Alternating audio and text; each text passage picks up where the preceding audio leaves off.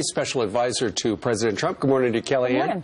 Good morning. Good morning. Is day two going to be as busy as day one? He met with business leaders. He met with union leaders. He signed a bunch of stuff. He fulfilled some campaign promises. What's left? He met with bicameral, bipartisan leaders in the House and the Senate last night. It doesn't end. There's plenty left, but I say that this is a president of immediate action, and we saw it just on day one.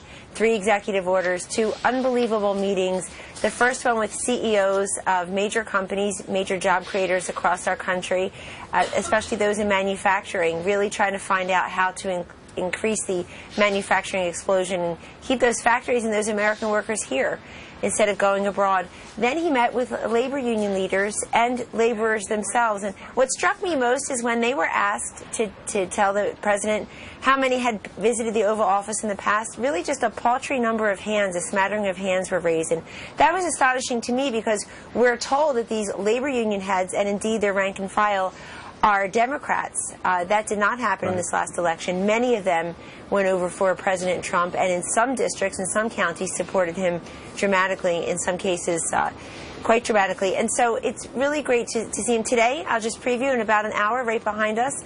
The president will be having breakfast with the leaders of automobile manufacturers, of the auto industry, talking to them again about how to keep them here and jobs here and how we can help, how they can help. He'll also be talking to the Prime Minister of India. He will be having some other meetings this afternoon, and I think he's going to continue to meet with his different leaders to try to repeal and replace Obamacare. You see last night 2 Republican senators introduced legislation. We'll take a look at that.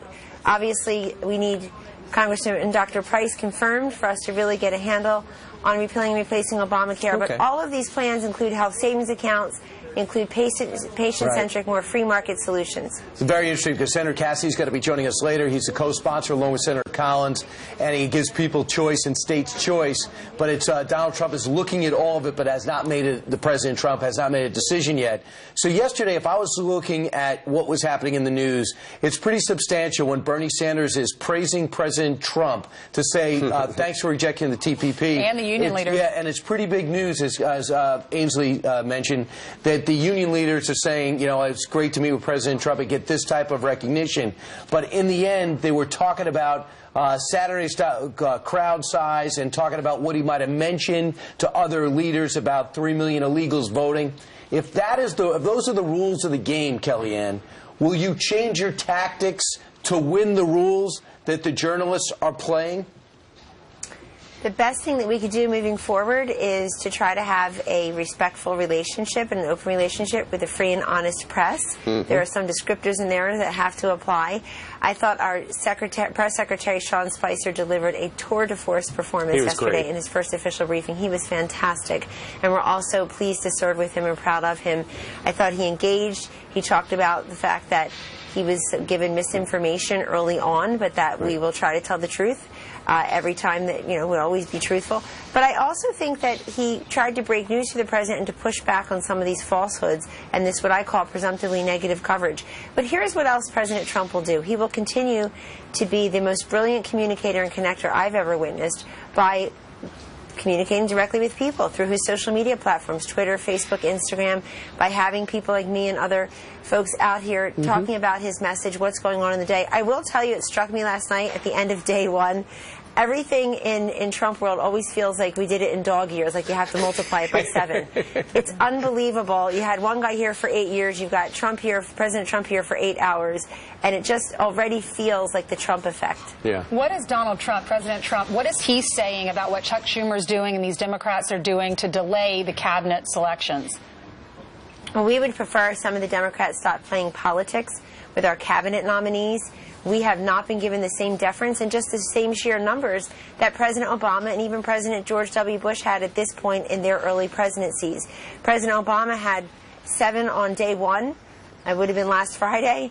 We had 2. Now we have 3. Yep. So they're slow-walking some of these very qualified, brilliant men and women. I agree with President Trump when he says this is probably the highest IQ cabinet in modern history. They're slow-walking them in part to humiliate them and in part, I think, just to have the lethargy of government to which they're accustomed. But we need a fully functioning government. Please go ahead and approve, confirm our nominees for Treasury, for Commerce, for America's Education. waiting. Sure. So, Kellyanne, a couple of days ago you were on some of the Sunday shows and you were talking about the Sean Spicer's statement the day before.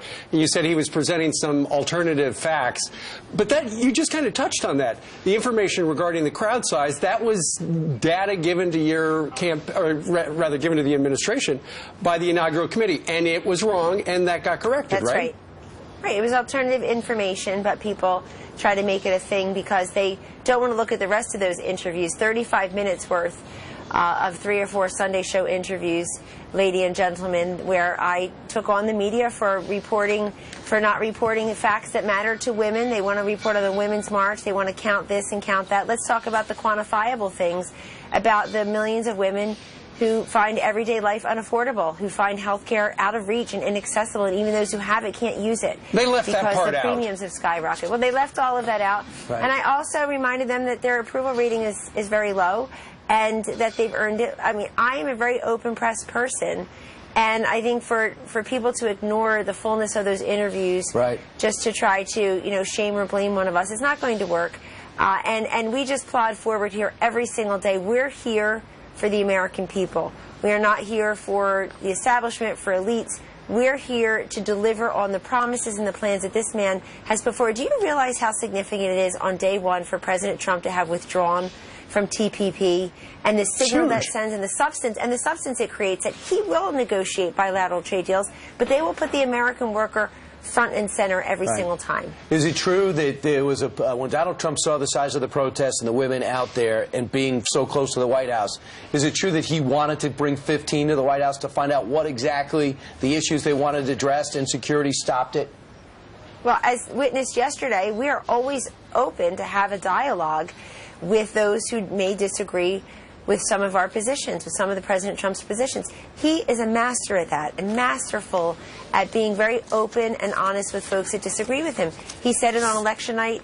We had labor union leaders and laborers themselves here, a classic Democratic constituency, we're told. I think that's ended now with President Trump. So I've actually had some outreach from some of them because they saw me on a Sunday show say, why don't you stop the diatribe, trading the diatribe for a dialogue?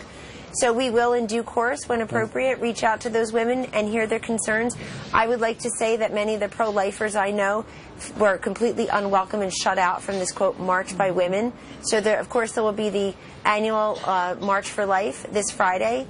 I will be attending. We will have representation from the administration. This is a pro-life president. Their voices are heard. Yesterday, he also instituted Mexico City policy so that we as a nation are not sending money to countries that perform abortions and sterilizations. Your taxpayers should not be funding that. Do you think the mainstream media is going to be reporting on the pro-life march like they did this other march? Hope so. Well, we'll see. I'll be counting that, Ainsley, definitely. But we certainly are open to that. We're expecting a very robust march. I mean, these marchers come out in the snow, the sleet, the rain, like the postman.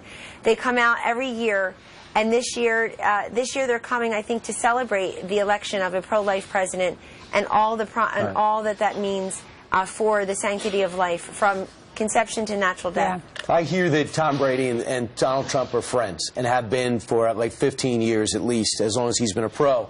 And now he's getting, as he goes to another Super Bowl, he's getting blowback about that friendship, and it's only going to heat up. What's the president's reaction to some of the blowback Tom Brady and others are receiving, like Tiger Woods? President Trump is just so grateful that friends like Tom Brady are loyal and can, ignore the shrapnel, the verbal shrapnel. I assume same with Bob Kraft, the owner of the team, who's a good friend of the president's, who came to the inauguration, and is just a fabulous man and leader in this country. But we appreciate that those friendships don't just ignore the naysayers and the critics. I mean, we're very accustomed to this. Look at what you were saying. People are saying, don't invite Kellyanne on TV anymore. I have news for them. She's going to be on TV all the Kellyanne, time. real quickly, you're standing in front of the White House. You've been there for a few days now. Any fun stories you can share with us that's happened inside? You've seen Lincoln? It's just a matter of trying to keep up with the president. I mean, we already, those of us who work for him, those of us who have worked for him in the campaign or in the corporation, frankly, or in the transition, already know he's high energy and high impact, but it has not abated for a moment. You haven't had time to let it sink in, have you? Trade in those high heels for some tennis shoes. No, it's just, I'll have to do that. But no, we've got, he's just so open. I think I'll give you one quick story. Whether it's the press pool or the labor union workers or certainly the foreign leaders who are coming and the manufacturing CEOs yesterday, he meets with them in the Roosevelt room, but then he takes them into the Oval Office. Kellyanne. And it's great. Tell and us the story. We'll share it with the viewers. Take care. Bye-bye.